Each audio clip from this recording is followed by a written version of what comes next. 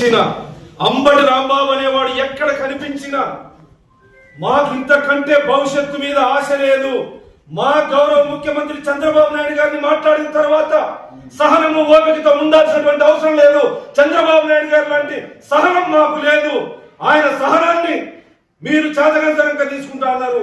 వ్యవస్థల్ని ఆయన గౌరవిస్తా ఉంటే మీరు వేరే రకంగా తీసుకుంటా ఉన్నారు.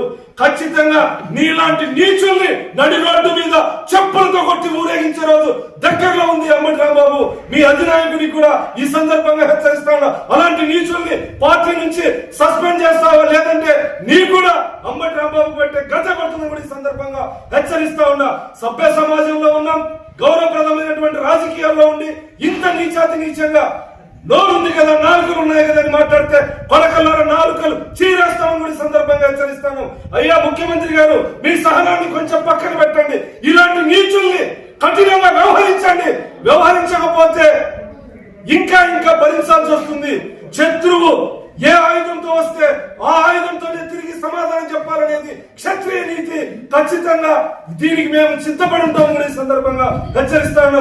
మీరు తమరు కొంచెం ప్రజాస్వామ్యాన్ని, రాజ్యాంగాన్ని కొంచెం పక్కన పెట్టండి. ఇలాంటి నీచుల పని పట్టాలి. పట్టకపోతే ఇంకా ఇలాంటి వెధవలు పెట్టకపోతారని కూడా ఈ సందర్భంగా గౌరవ ముఖ్యమంత్రి చంద్రబాబు నాయుడు గారికి విజ్ఞప్తి చేస్తూ